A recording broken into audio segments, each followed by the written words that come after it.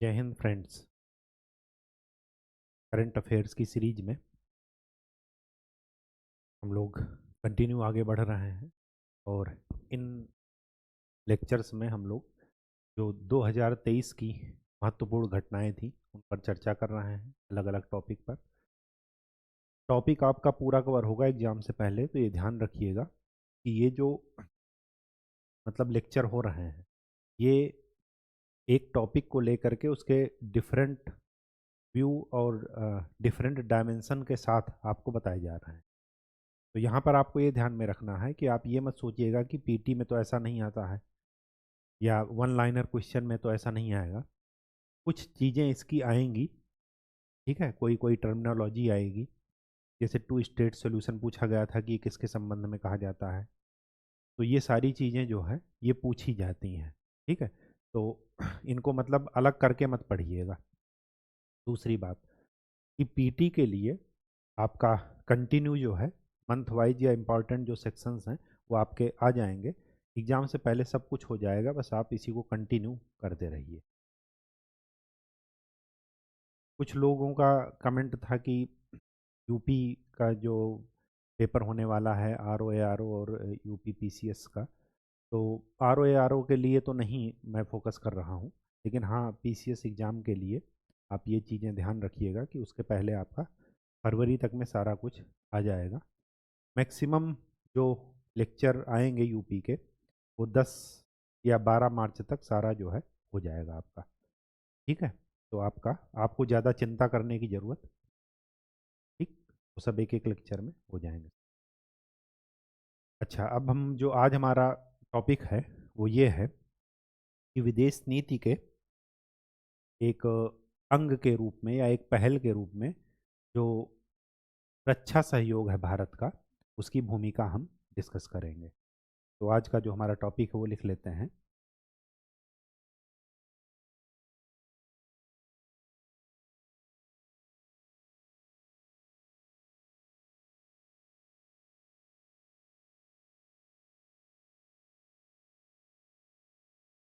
विदेश नीति के लक्ष्यों को प्राप्त करने में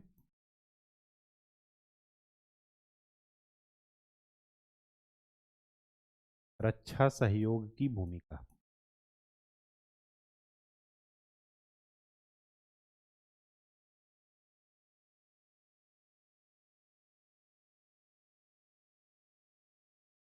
ये आपका टॉपिक है। अब ये हाल फिलहाल न्यूज में क्यों था, तो मैं कारण बता देता हूँ। ये दो चीज़ों से हमेशा न्यूज में रहेगा।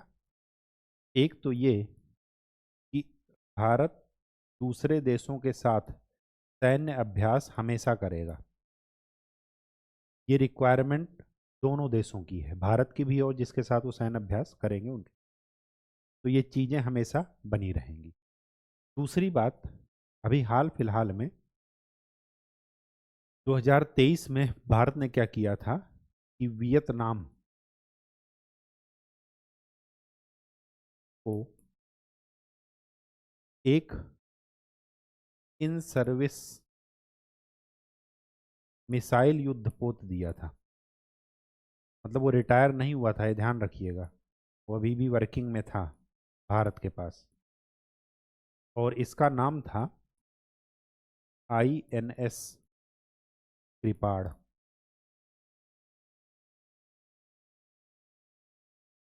ठीक, बात समझ में आ गई। वियतनाम को ही क्यों दिया? क्योंकि उनके साथ ज़्यादा अच्छी दोस्ती होगी या वहाँ पर ज़्यादा प्रभाव भारत बनाना चाह रहा होगा, कुछ इनका भी इम्पोर्टेंस होगा भारत के लिए, इस वजह से। ठीक, तो ये अलग सी बात है कि वियतनाम को ही क्यों दिया, लेकिन ये हमने दिया है। ठीक, अब आपको ये समझना है कि चाहे वो व्यक्तिगत संबंध हो चाहे दो देशों के बीच में संबंध हो, कि जब तक एक दूसरे की आवश्यकता नहीं होगी, जब तक एक दूसरे पर डिपेंडेंस नहीं होगी, जब तक एक दूसरे के लिए एक दूसरे का महत्व नहीं होगा, तब तक संबंध आगे नहीं बढ़ेंगे। सीधी सी बात यह है कि ताली एक हाथ से नहीं बजेगी। ठीक, रोटी एक तरफ से नहीं सेंकी जाएगी, दोनों तरफ से सेंकी जाएगी, तभी वो खाने लायक रहेगी। ठीक, एक तरफा प्यार वाला मामला यहाँ पर नहीं रहता दो देशों के बीच में संबंध में। ठीक। अब जो चीजें आपको समझनी है वो ये समझनी है कि हाल के दिनों में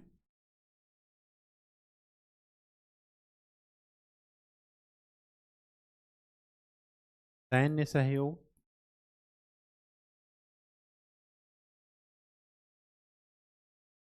मानवीय सहायता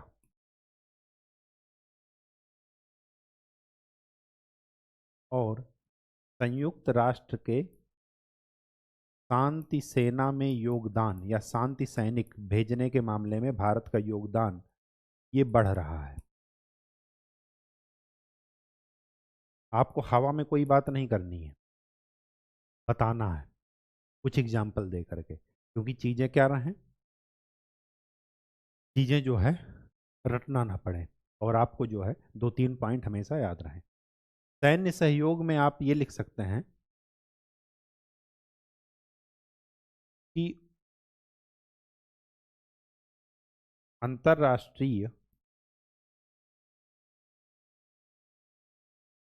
शांति के लिए, अंतर्राष्ट्रीय सहयोग के लिए, जैसे मालाबार युद्धाभ्यास,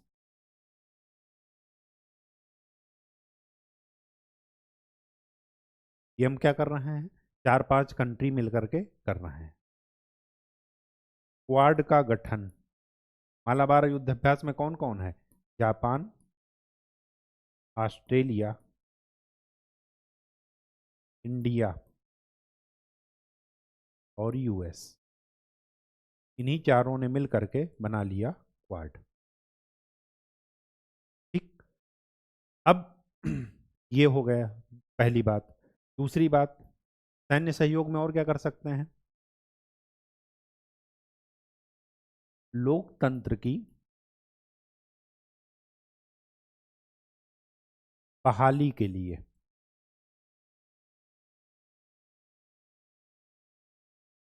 हमने कई देशों में क्या किया है, सहायता की है।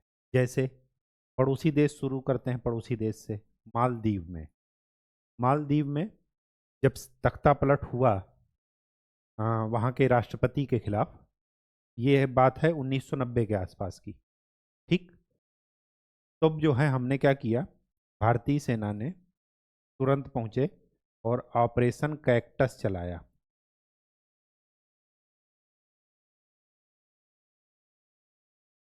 ठीक। वहां पर हमने ये काम किया। यहाँ पर बांग्लादेश को हमने क्या किया, आज़ादी में सहयोग किया।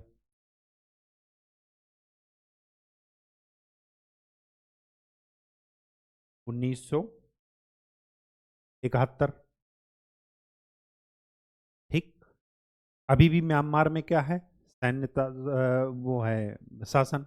अब हम क्या कर रहे हैं, लोकतंत्र की बहाली के लिए भी वहां पर क्या कर रहे हैं, अंतर्राष्ट्रीय दबाव संयुक्त राष्ट्र संघ की तरफ से या पर्सनल भी बातचीत करके, या जो है ये भी कहते हैं बार बार वैश्विक मंच का इस्तेमाल किया जाता है कि वहां पर लोकतंत्र जो है बहाल किया जाए, लोगों को स्वतंत्रता और अभिव्यक्ति की आज़ादी दी। ठीक। दूसरी बात, मानवीय सहायता के रूप में क्या करेंगे, क्या एग्जाम्पल देंगे। मानवीय सहायता में देखिए, अगर आप हाल फिलहाल न्यूज पढ़ते होंगे तो सीरिया और तुर्की,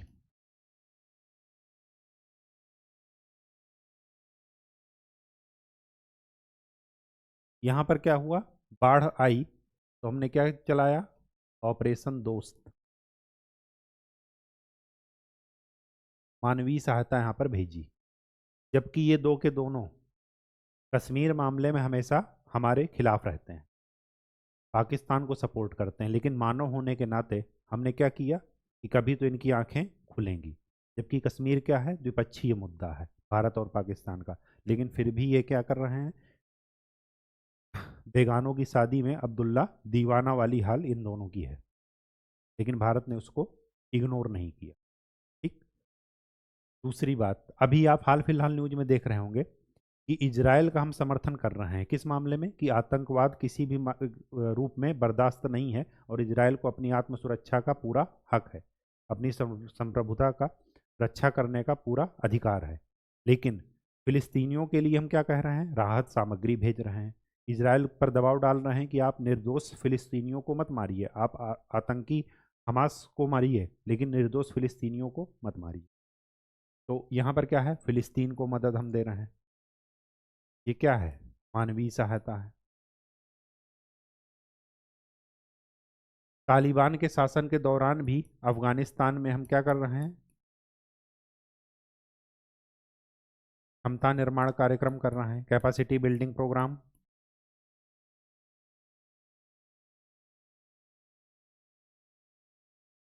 हमने वहाँ के इंफ्रास्ट्रक्चर में इन्वेस्टमेंट किया है, और इतना इन्वेस्टमेंट किया है कि उससे ज़्यादा कहीं पर हमने पड़ोसी देशों में नहीं किया, $2 बिलियन का, ये ध्यान रखिएगा। ठीक। यूएन शांति सेना में, खासकर अफ्रीकन कंट्रीज में, ये जो सूडान हो गए, माली हो गए, इन सब में, नाइजीरिया हो गए, नाइजर हो गए, इन सब में क्या किया हमने, शांति सेना, कांगो हो गया, ठीक, शांति सेना भेज करके क्या किया, अंतर वैश्विक शांति की स्थापना में योगदान दिया। ठीक। अब देखिए,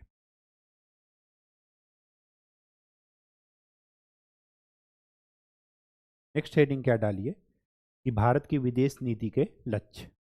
भारत क्या किसी भी विदेश नीति के, किसी भी देश की विदेश नीति के लक्ष्य एक जैसे ही होते हैं। सबसे पहला, किसी भी देश की विदेश नीति का पहला लक्ष्य होता है कि उस देश को पारंपरिक और गैर पारंपरिक खतरों से बचाना।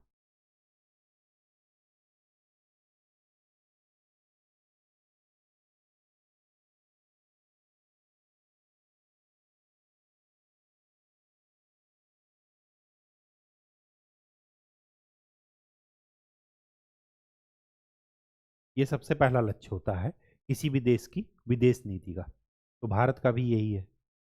पारंपरिक कैसे, कि पड़ोसी हमारे पर आक्रमण ना करे, इतना विश्वास बना रहे कि हम पड़ोसी पर आक्रमण ना करें और पड़ोसी हम पर आक्रमण ना करे। कोई भी मुद्दा होगा, हम दोनों लोग आपस में एक टेबल पर बैठ करके सुलझा लेंगे, लेकिन लड़ाई ना करें। या हमारे विरुद्ध कोई तीसरा देश अगर साजिश कर रहा हो तो उसको भी क्या करें, वो गैर पारंपरिक खतरों में आता है। लोगों को भड़काना या छद्म युद्ध का सहारा लेना, जैसे आतंकवाद आजकल चला है। ठीक, बात समझ में आ गई। तो ये सब क्या है, किसी भी देश की विदेश नीति का लक्ष्य होता है। अच्छा, यहाँ पर आप ये भी ध्यान रखिए, गैर पारंपरिक का मतलब, एक आतंकवाद तो एक रूप है उसका, दूसरा तरीका ये भी हो सकता है, किसी भी देश के अगर आर्थिक आधार पर आप उसको चोट पहुंचाना हो तो क्या कर दीजिए, उसके प्रोडक्ट को फालतू में बदनाम कर दीजिए। जैसे आपने देखा होगा, यूरोपियन कंट्रीज या पश्चिमी देश क्या कर रहे हैं, विकासशील देशों का, खासकर भारत और चीन के प्रोडक्ट पर क्या कह रहे हैं, कि आप फाइटो सैनिटरी नॉर्म्स हमारे पूरी नहीं कर रहे हैं। इसका क्या मतलब है, कि आप गेहूं, चावल, सब्जियों में ज़्यादा कीटनाशक डाले दे रहे हैं, जो कि केवल करने के लिए क्या, कि जल्दी ग्रो करें। वहाँ पर जो है उनकी डिमांड ज़्यादा है। मत्स्य, उसमें कहते हैं कि यहाँ पर जो है एंटीबायोटिक का इस्तेमाल ज़्यादा कर रहे हैं। मीट प्रोसेसिंग इंडस्ट्री में क्या कर रहे हैं, कि साफ सफाई का ध्यान नहीं दे रहे हैं। तो ये क्या है, गैर पारंपरिक खतरे हैं। व्यापार, वाणिज्य, ठीक, साइबर अटैक, ये सब क्या है, गैर पारंपरिक। पारंपरिक क्या है, डायरेक्ट आक्रमण, ठीक, न्यूक्लियर अटैक कर देना, ये सब क्या है, पारंपरिक आक्रमण। दूसरी बात,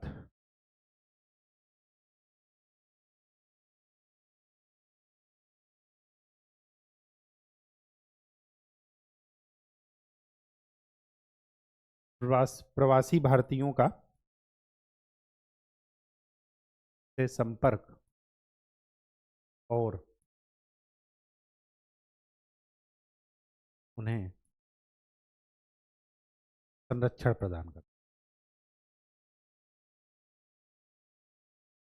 प्रवासी क्या होते हैं किसी भी देश के लिए, अगर भारतीय प्रवासी भारतीय अमेरिका में हैं तो क्या करेंगे, अमेरिका की नीतियों को प्रभावित करेंगे भारत के अनुसार। आप देखिए WTO में बार बार क्या कर रहे हैं, खाद्य सब्सिडी पर इशू हो रहा है। भारत कह रहा है कि अगर हम खाद्य सब्सिडी बंद कर देंगे तो क्या होगा, हमारा खाद्य सुरक्षा प्रोग्राम खतरे में पड़ जाएगा। हम अपनी आधी आबादी को, या लगभग 53 अराउंड 53% आबादी जो हमारी खाद्य सुरक्षा अधिनियम के अंतर्गत आती है, वो क्या है, भूखों मर जाएगी। हम पहले अपने देश के नागरिकों की रक्षा करें कि आपका फूड सब्सिडी या प्रोटोकॉल माने। सेवा सेक्टर पर भारत क्या है, लीड कर रहा है। तो विकसित देश या पश्चिम बहुत काफ़ी परेशान है। यहाँ पर अंग्रेजी बोलने वाले बहुत सस्ते में मिल जा रहे हैं। फिर वो क्या कर रहे हैं, वहाँ पर जा कर के सस्ते में ही क्या कर रहे हैं, अमेरिका भी घूम रहे हैं और वहाँ पर जॉब भी कर रहे हैं। तो उससे वहाँ के लोगों में बेरोजगारी का स्तर बढ़ रहा है। ठीक।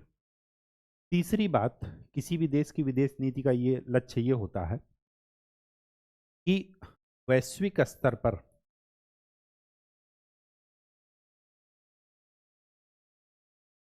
उसकी राय सुनी जाए। किसकी, जिस देश की विदेश नीति के लक्ष्य के बारे में हम बात कर रहे हैं, जैसे भारत की है, तो हम ये चाहेंगे कि भारत की वैश्विक स्तर पर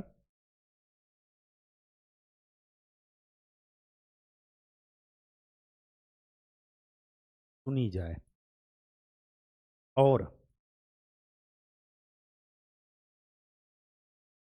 वह वैश्विक निर्णयों को प्रभावित कर सके।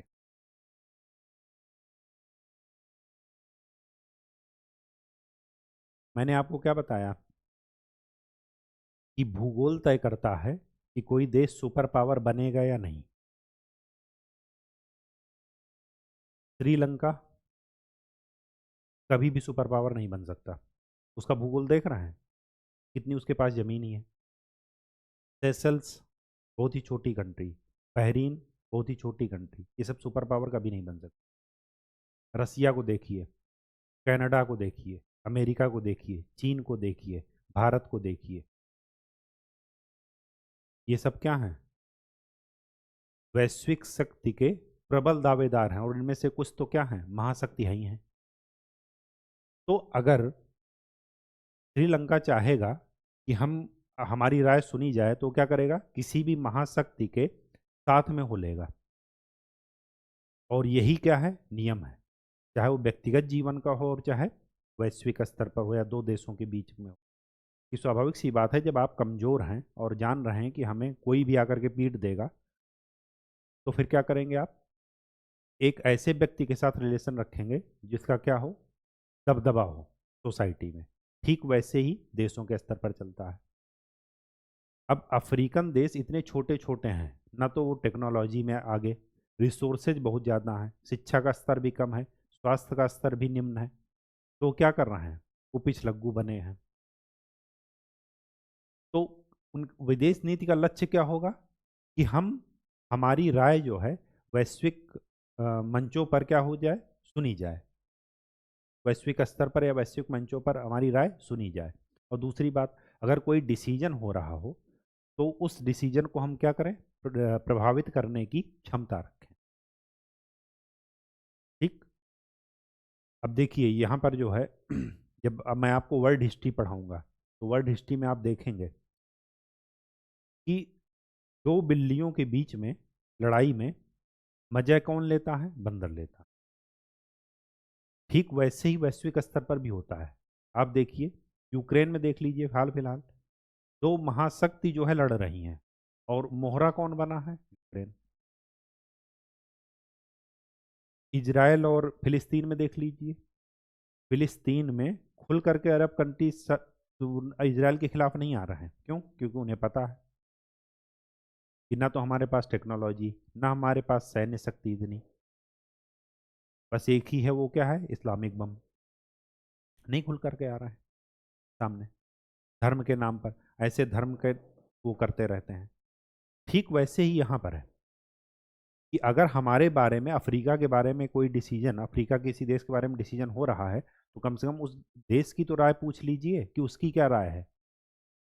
दो महाशक्ति आपस में बांट करके, दो गुटों में बट करके वो जो है, और तीसरे का फैसला हो रहा है, जबकि तीसरे से भी नहीं पूछा जा रहा है कि आपकी क्या राय है। उसकी राय जानने की कोई आवश्यकता नहीं है।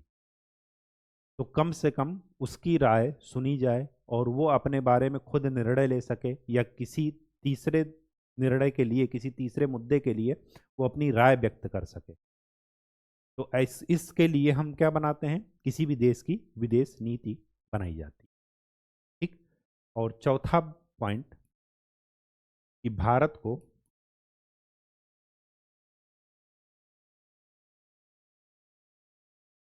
समावेशी विकास के लिए अनुकूल परिस्थितियां देना।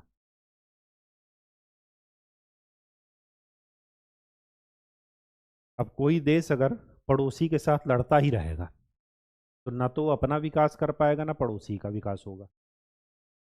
और इसका एग्जाम्पल देख लीजिए, नॉर्थ कोरिया देख लीजिए, सबसे लड़ ही रहे हैं। रसिया से लड़े ले रहे हैं, साउथ कोरिया से लड़े ले रहे हैं, जापान से लड़े ले रहे हैं, सबसे लड़ ही रहे हैं। अफ्रीकन कंट्रीज देख लीजिए, आपस में ही लड़ रहे हैं। इराक ईरान देख लीजिए, दशकों से लड़ते चले आ रहे हैं और किसी का उद्धार नहीं हो रहा। अभी इजराइल के अस्तित्व को इन लोगों ने स्वीकार किया, पश्चिम एशिया के देशों ने, लेकिन अभी भी पूरी तरीके से स्वीकार नहीं कर पाए। देख लीजिए, लड़ रहे हैं। सीरिया, टर्की आपस में लड़ रहे हैं। अजरबैजान, आर्मेनिया आपस में लड़ रहे हैं छोटे छोटे देश, एक जमीन के टुकड़े के लिए लड़े ले रहे हैं। ठीक है। तो अगर ये लड़ने में ही अपना संसाधन वेस्ट करेंगे, पाकिस्तान देख लीजिए, पाकिस्तान के बाद बांग्लादेश बना, और आप देख लीजिए बांग्लादेश की इकोनॉमी कहाँ जा रही है और पाकिस्तान की कहाँ जा रही है। क्यों? क्योंकि बांग्लादेश आपस में क्या है, जो जिन पड़ोसियों से घिरा है, जिस पड़ोसी से, वो क्या है, स्थिर है। वहाँ पर राजनीतिक स्थिरता है। जब आप शांति से रहेंगे तभी अपना भी विकास कर पाएंगे और दूसरे का भी अपने आप विकास होगा।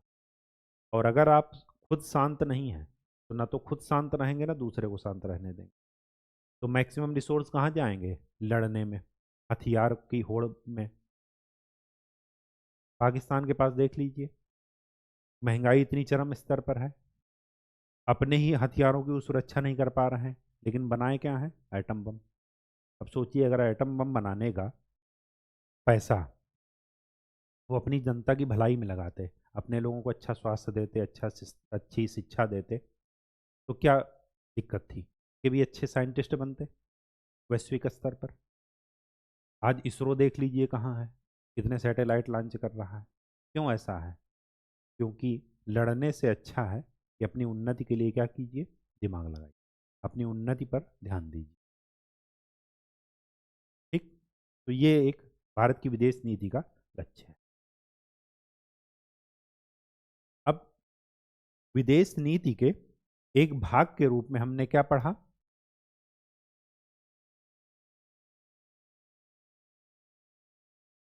सैन्य कूटनीति।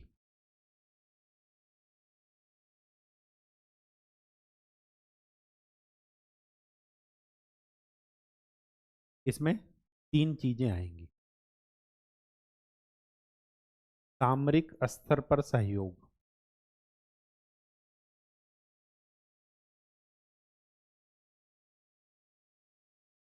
फिर आएगा संयुक्त सैन्य अभ्यास,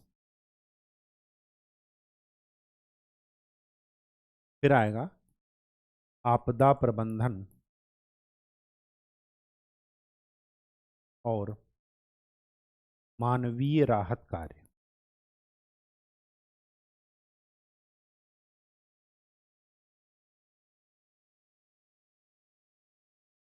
आप व्यक्तिगत जीवन में अगर किसी से दोस्ती कर रहे हैं, तो ये जरूरी नहीं है कि उसके दुश्मन को हमेशा पीटना ही है, या अपने दुश्मन को उसके साथ लेकर के हमेशा पीटना ही है। क्या करते हैं कि अगर कोई खुशी और दुख का महोत्सव होता है तो एक दूसरे के यहाँ जाते हैं। तो ये हुआ आपदा प्रबंधन और मानवीय राहत का। कुछ नहीं है तो दोनों लॉन्ग टूर पर निकल गए, आराम से घूम फिर करके आए। वो क्या है? संयुक्त सैन्याभ्यास। और अगर एक दूसरे में कहीं किसी पक्ष में लड़ाई हो गई तो दोनों मिल करके क्या कर रहे हैं? लड़ रहे हैं। वो क्या हो गया? सामरिक सहयोग। ठीक, तो सामरिक सहयोग में कई स्तर पर है। अभी हाल फिलहाल का एग्जाम्पल मैं दे रहा हूं। लाल सागर में देखिए, रेड सी में, रेड सी में जो कि क्या है, कॉमर्शियल रूट है शिप्स का। सुएज नहर के थ्रू यूरोप जाता है सामान और यूरोप से इधर आता है। तो वहां पर क्या है कि अगर हूती विद्रोही यमन के वो कंटिन्यू जहाज़ों पर आक्रमण करते रहेंगे तो पहली बात, जहाज वाणिज्यिक जो जहाज होते हैं उनके माल का नुकसान, उस समय तो जो नुकसान हुआ हुआ ही, उस नुकसान से सीख लेकर के आगे और जहाज उधर से नहीं आएंगे। तो उनके क्या होगा? टैक्स का, जो टैक्स देते हैं सुएज नहर से आते हुए, टैक्स का तो नुकसान है, तो दूसरी कंट्री का भी नुकसान है। मिस्र सुएज नहर पर क्या है? उसका एकाधिकार है। फिर उसके बाद क्या है? अगर सामान का नुकसान हुआ तो स्वाभाविक सी बात है कि चीज़ें यहाँ पर नहीं पहुँच पाएंगी, तो डिमांड ज़्यादा है, सप्लाई कम, तो महंगाई क्या हो जाएगी? ऑटोमेटिक उस चीज़ के दाम बढ़ जाएंगे। तीसरी बात, अगर उधर से नहीं आएंगे, कोई दूसरा रूट फॉलो करेंगे तो वो लॉन्गर रूट होगा अफ्रीका के थ्रू, और अफ्रीका के थ्रू अगर लॉन्गर रूट होगा तो स्वाभाविक सी बात है कि उसकी अपने आप इनपुट कॉस्ट क्या हो जाएगी? बढ़ जाएगी। और जब कॉस्ट बढ़ जाएगी तो सामान अपने आप क्या हो जाएगा? महंगा हो जाएगा। तो इसके लिए क्या किए अमेरिका ने? क्या किया? 10 देशों के साथ गठबंधन बनाया। यूरोपीय यूनियन बना रहा है कि हम क्या करेंगे? वाणिज्यिक जहाज़ों की रक्षा करेंगे, यहाँ पर हमारी नौसेना रहेगी, गश्त लगाएगी कंटिन्यू। भारत भी क्या कर रहा है? आप देखिए वहाँ पर आईएनएस सुमित्रा जो है वो आए दिन मछुआरों को जो है बचा रहा है। आए दिन वाणिज्यिक पोतों को क्या हो रहा है? उन समुद्री डाकुओं से बचा रहा है, हूती विद्रोहियों से बचा रहा है।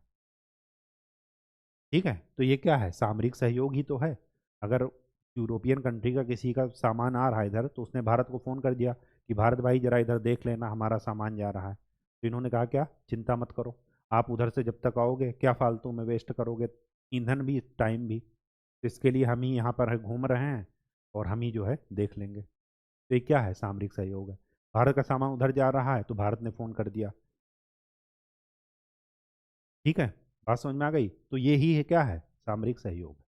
ये लेटेस्ट एग्जाम्पल है। सामरिक सहयोग में एक चीज़ और लिख लीजिए, जैसे ये बांग्लादेश वाला मामला। बांग्लादेश की आज़ादी क्या है? बांग्लादेश और इंडिया का सामरिक सहयोग है।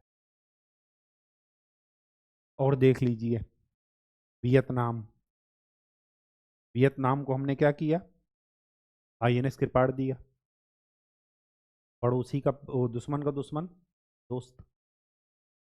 इनकी लड़ाई किसके साथ है? चीन के साथ। चीन बार बार हमें क्या कर रहा है? श्रीलंका के साथ, मालदीव के साथ मिलकर भारत के खिलाफ साजिश रच रहा है। वहाँ पर सैन्य अड्डा बनाए ले रहे हैं निगरानी करने के लिए। तो ये क्या कर रहे हैं? वियतनाम को दोस्ती का हाथ बढ़ाए। तो ऐसा नहीं कि वियतनाम की मजबूरी है, भारत की भी मजबूरी है, क्योंकि चाहे व्यक्तिगत संबंध हो चाहे अंतर्राष्ट्रीय संबंध हो, जब तक दोनों पक्ष का इंटरेस्ट मैच नहीं करेगा तब तक दोस्ती हो ही नहीं सकती। ये एकदम शाश्वत नियम है। ठीक है, बात समझ में आ गई? तो हमने वियतनाम को दे दिया ये। तो ये क्या है? सामरिक सहयोग। संयुक्त सैन्याभ्यास में मालाबार का आपने नाम लिखा। और क्या हम लोग पढ़ चुके हैं? सऊदी अरब के साथ हमने क्या किया? अल मोहद, अल हिंदी, ये संयुक्त सैन्याभ्यास कर लिए। श्रीलंका के साथ सिम्बैक्स कर रहे हैं।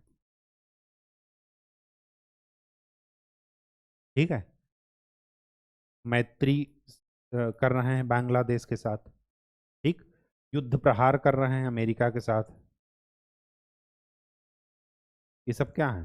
संयुक्त सैन्याभ्यास। आपदा प्रबंधन में ऑपरेशन दोस्त, ऑपरेशन राहत करके हमने चलाया था। अफगानिस्तान में भी चलाया, यमन में भी चलाया। ठीक, फिलिस्तीनियों के लिए हमने चलाया। जब सुनामी आई थी तो मालदीव के लिए हमने चलाया, वहां पर तो क्या हुआ, समुद्र, चारों ओर तो समुद्र है, तो समुद्र के पानी को लोग क्या कर रहे हैं, फिल्ट्रेशन प्लांट लगाया, आरओ प्लांट, वही खराब हो गया था, डूब गया था, तो हमने क्या किया, पानी की बाटल पहुंचाई सबसे पहले, एकदम पड़ोस में ही हमारे। समझ गए बात? तो ये सब क्या है, सैन्य कूटनीति का। नेक्स्ट, नेक्स्ट हेडिंग जो है वो ये है, रक्षा सहयोग और विदेश नीति के बीच में संबंध।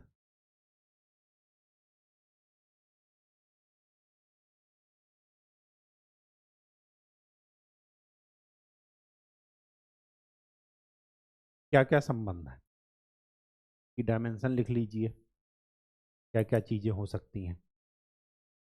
पहली, युद्ध एवं स्थिरता, सॉरी, सुरक्षा एवं स्थिरता।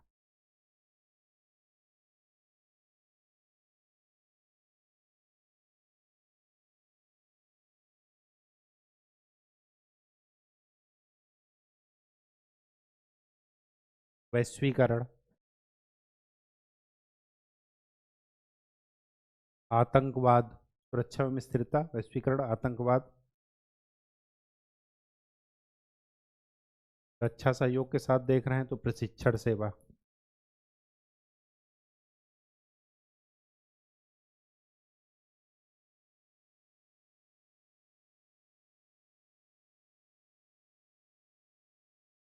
सत्ता की राजनीति की भी बात करेंगे। सुरक्षा एवं स्थिरता क्या है,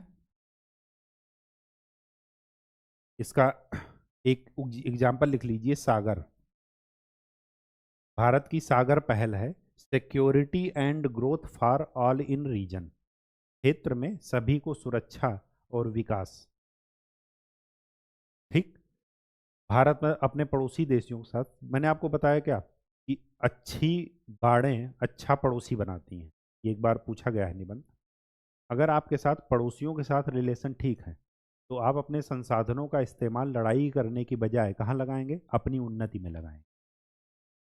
और जब आपकी उन्नति होगी तो आपके साथ जितने भी लोग जुड़े हैं सबकी उन्नति होगी ही होगी। क्यों? क्योंकि सब लोग एक दूसरे से डिपेंडेंट हैं, इकोनॉमिक रूप से, सोशल रूप से, पॉलिटिकल रूप से, सभी तरीके से। तो अगर क्षेत्र में सुरक्षा रहेगी, स्थिरता रहेगी, स्वाभाविक सी बात है कि हथियारों की होड़ नहीं होगी, लोग अपने संसाधनों का इस्तेमाल अपने नागरिकों की भलाई के लिए करेंगे, वो अच्छी शिक्षा देंगे, वो अच्छा स्वास्थ्य देंगे, अंतरिक्ष क्षेत्र में वो उन्नति करेंगे। समझ गए बात? नागरिकों के लिए अच्छी सुविधाएं मिलेंगी, पर्यटन अच्छा होगा। तो ये सब क्या है, सुरक्षा एवं स्थिरता के पॉइंट में आप लिख सकते हैं। वैश्वीकरण में अगर सुरक्षा में स्थिरता रही, वैश्वीकरण का एक एग्जाम्पल लिखिए, अंतर्राष्ट्रीय व्यापार,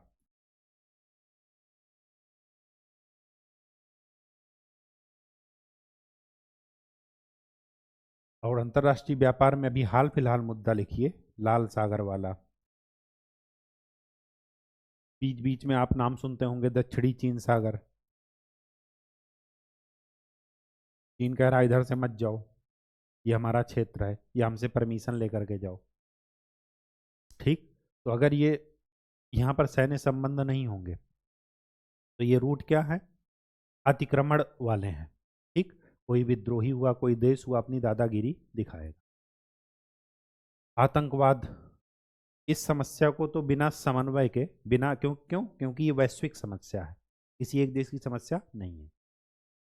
आतंकी हमले कहीं और हो रहे हैं, आतंकी ट्रेंड कहीं और हो रहे हैं, उनका रिसोर्स कहीं और है, हथियारों को रिसोर्स कहीं और है, पैसे का रिसोर्स कहीं और है। तो ये क्या है, जब तक सभी देश आपस में कोऑर्डिनेट नहीं करेंगे, समन्वय नहीं करेंगे, तो इस समस्या का समाधान नहीं हो सकता। तो आतंकवाद के संबंध में समन्वय की आवश्यकता है, बिना कोऑर्डिनेशन के ये समस्या सॉल्व नहीं हो सकती। प्रशिक्षण सेवा, प्रशिक्षण सेवा में दो चीज़ें लिखिए, दो चीज़ें इस वजह से क्योंकि देखिए, अगर आपने नाम सुना होगा गोरखा, गोरखा क्या है? नेपाल के सैनिक हैं। भारत सरकार और गोरखा रेजिमेंट बनाया है, और वो इतनी खतरनाक है कि अंग्रेज भी उसको क्या किए थे, उसका लोहा मानते थे। और गोरखा रेजिमेंट के बारे में कहा जाता है कि वो जो है, मतलब सबसे लास्ट में जहाँ पर करो या मरो की स्थिति हो ना, कि वो फिर आगे पीछे कुछ नहीं देखते। अगर उनको आपने उतार दिया, तो आप अगर बीच में समझौता कर लिए तो वो समझौते को नहीं मानेंगे। वो सीधा कहते हैं कि समझौता आपने किया है, हमने नहीं। इतनी खतरनाक रेजिमेंट है वो। और मूल निवासी गोरखा कहाँ के हैं? नेपाल के। और दो देशों के बीच में कितना अच्छा संबंध। अब पता नहीं उस संबंध को किसकी नज़र लगी, या किसका दिमाग ज़्यादा खराब हो गया, या पता नहीं क्या उसमें लाभ और हानि का कैलकुलेशन कैसे किस देश ने बैठाया, कि जो है कि इतने अच्छे संबंध। बताइए, नेपाल के सैनिक, नेपाल के नागरिक, और वो भारतीय सेना में नौकरी कर रहे हैं और काफ़ी उच्च पदों पर। जब वो रिटायर होते हैं, भारत सरकार उनको पेंशन भी दे रही है, सोचिए। और एक मुश्त राशि जो रिटायरमेंट की मिलती है वो भी दे रही है। और सबसे बड़ा कि विश्वास, कि नागरिक हम कहीं और के हैं और अच्छा कहीं, कि मतलब लड़ किसी और के देश के उस तरफ से लड़ रहे हैं। तो प्रशिक्षण सेवा में एक तो नेपाल और गोरखा का संबंध लिख लीजिए यहाँ पर।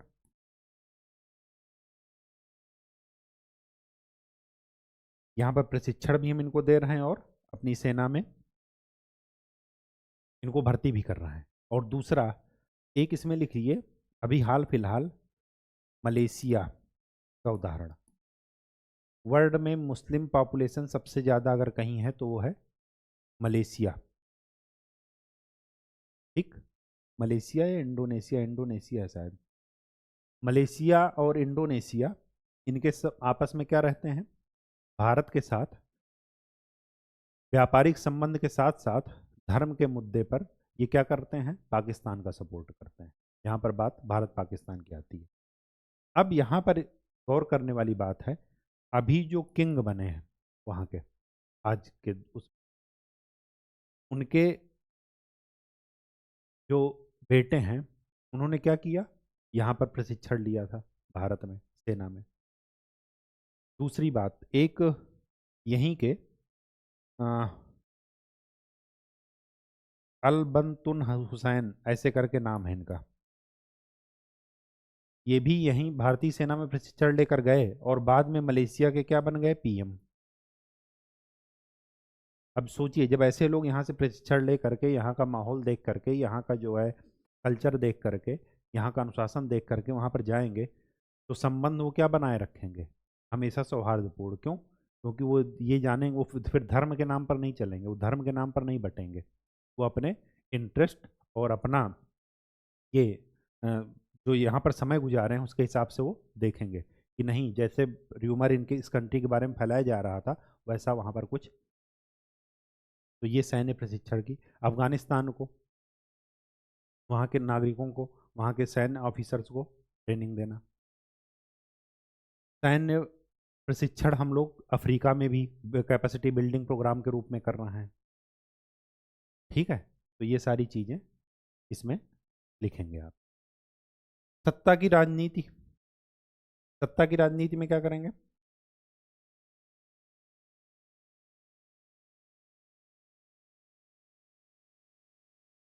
सत्ता की राजनीति में क्या है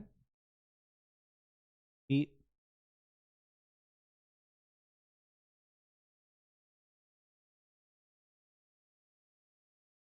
आतंकी वित्त पोषण,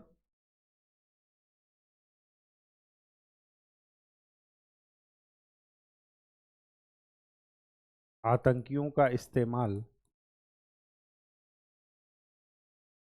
युद्ध के रूप में, ये सब नहीं करना है। ठीक, अब अगर म्यांमार में सैन्य शासन है तो इसका मतलब ये नहीं है कि वो क्या कर देंगे, भारत के जो सीमावर्ती राज्य हैं उन पर अव्यवस्था फैलाएंगे। ठीक, तो ये सब चीज़ें इसमें आएंगी। आतंकवाद में एक चीज़ और लिख लीजिए, समन्वय का उसमें एक आपने संस्था का नाम सुना होगा, financial action task force, G7 की ये स्थापित संस्था है। मनी लॉन्ड्रिंग के खिलाफ बहुत कारगर है ये। ठीक, हाल फिलहाल आपने सुना होगा पाकिस्तान ग्रे लिस्ट में है, अगर और नीचे चला गया, ब्लैक लिस्ट में चला गया, तो सारी इकोनॉमी उसकी खत्म, कोई वहाँ पर इन्वेस्ट नहीं करेगा। तो ये FATF संस्था है। दूसरी बात एक आपने सुना होगा, SCO, संघाई कोऑपरेशन ऑर्गेनाइजेशन, संघाई सहयोग संगठन, इसकी एक पहल है रैट्स। ये बहुत इंपॉर्टेंट है। रैट्स का क्या मतलब है? Regional anti terrorism strategy. ठीक, बात समझ में आ गई? क्षेत्रीय आतंकरोधी नीति। ठीक, नेक्स्ट, इसके लाभ क्या हैं? इसके, अगर हम रक्षा सहयोग को विदेश नीति के रूप में इस्तेमाल करते हैं तो उसके लाभ क्या हैं? तो पहला लाभ तो यही है, क्या? क्षेत्रीय स्थिरता बढ़ जाती है। ठीक, और जैसे स्थिरता बढ़ी तो स्वाभाविक सी बात है कि डिसीजन क्या होंगे? कंक्रीट होंगे। दूसरी बात, व्यापार बढ़ेगा। तीसरी बात, वैश्वीकरण में हम लोग योगदान देंगे। Security and growth for all वाला कॉन्सेप्ट चलेगा, वसुधैव कुटुंबकम वाला। ठीक, अपना अपना नहीं देखेंगे। वसुधैव कुटुंबकम का कॉन्सेप्ट क्या है? कि पूरी धरती हमारा परिवार है। ठीक, दूसरी बात, संबंधों की मजबूती बढ़ेगी।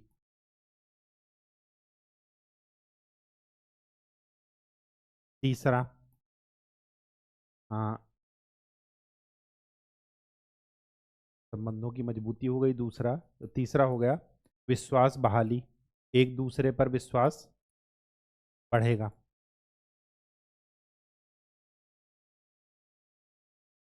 जब स्थिरता होगी, सभी के लिए ग्रोथ की कॉन्सेप्ट होगा, तो रिसर्च एंड डेवलपमेंट में भी हम आगे बढ़ेंगे। चाहे वो रिसर्च एंड डेवलपमेंट खुफिया सूचनाओं का हो, और चाहे विज्ञान और बाकी सामाजिक और सांस्कृतिक संबंध की बात हो, ये सब भी क्या होंगे? इनमें बढ़ेंगे।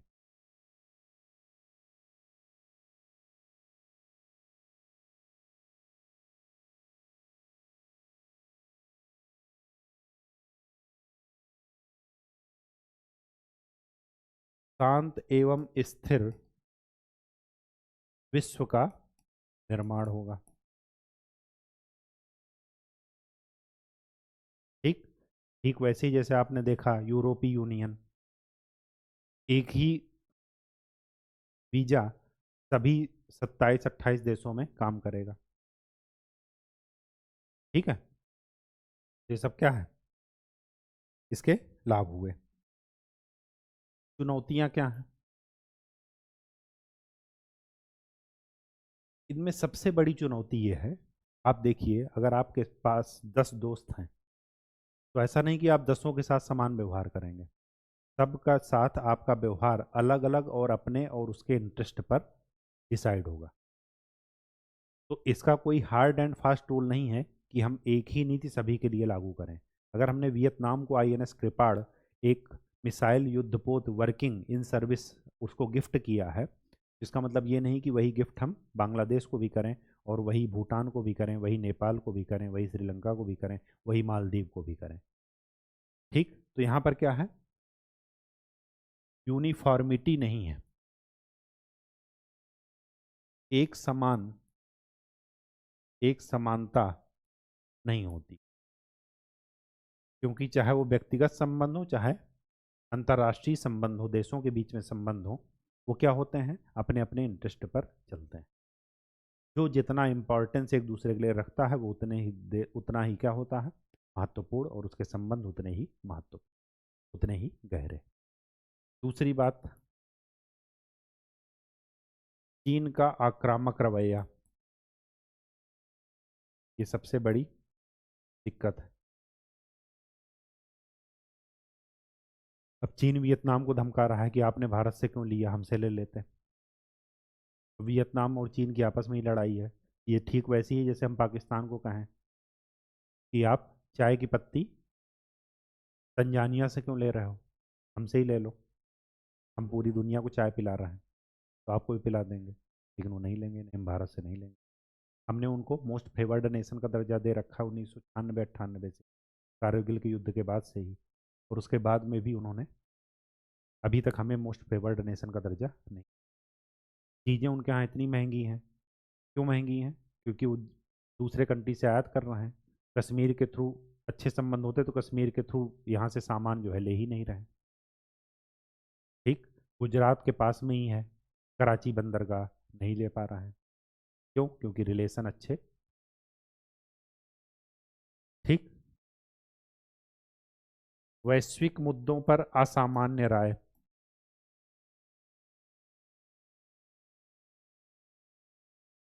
असंगति। वैश्विक मुद्दे जैसे यूक्रेन का मुद्दा हुआ, वोटिंग हुई, तो हो सकता है वियतनाम क्या करे, अमेरिका के साथ होकर के रूस के खिलाफ वोट दे। लेकिन भारत क्या रहा, वहाँ से अलग हो गया। हम युद्ध का सपोर्ट नहीं कर रहे हैं, लेकिन हम रसिया का विरोध भी नहीं करेंगे। हम इसराइल के खिलाफ वोट नहीं करेंगे, लेकिन फिलिस्तीन को सपोर्ट भी करेंगे। ये सब क्या है? वैश्विक मुद्दों पर मतलब वैश्विक मुद्दे भी आपस के संबंध क्या कर रहे हैं, डिसाइड कर रहे हैं, आपस के संबंध को भी प्रभावित कर रहे हैं। ठीक, इसका सुझाव क्या हो, क्या क्या चीजें? सबसे पहली बात तो एक ऑडिट होना चाहिए नियमित तौर पर कि जो हमने संबंध बनाए या जो हमने उनको छूट दिया, उन्होंने हमें छूट दी, तो उससे लाभ हुआ वास्तव में या नहीं।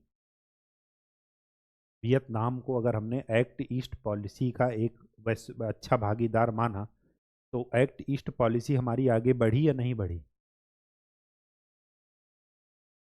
दूसरी बात, विशेषज्ञों का सुझाव लिया जाए, उनको शामिल किया जाए।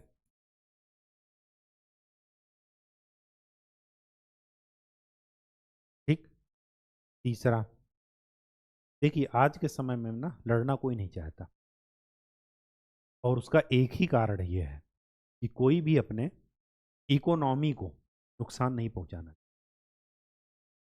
युद्ध इकोनॉमी को बूम करने का एक विकल्प हो सकता है ये, लेकिन ये उनके लिए जो विकसित हैं, जो हथियार डेवलप करके बेच रहे हैं, जो भूखे मर रहे हैं, उनके लिए युद्ध कभी भी अच्छा समझौता नहीं है। तो सुझाव का क्या है, इस इकोनॉमिक इंटरडिपेंडेंस बढ़ाई जाए, आर्थिक एक दूसरे से आर्थिक रूप से निर्भरता, ताकि जब भी युद्ध का माहौल बने ना, तो ये चीजें उनके दिमाग में रहें कि हमारी जनता विद्रोह कर देगी। ठीक है, तो डायरेक्ट हम प्रत्यक्ष युद्ध ना करके अप्रत्यक्ष तरीके से ही चले तो ज़्यादा ठीक। ठीक, तो ये टॉपिक आज का यहीं ख़त्म होता है। नेक्स्ट लेक्चर में हम लोग कुछ किसी दूसरे टॉपिक के साथ मिलेंगे। तब तक के लिए खूब अच्छे से पढ़ाई कीजिए, मेहनत कीजिए, बार बार रिवाइज करते रहिए। धन्यवाद।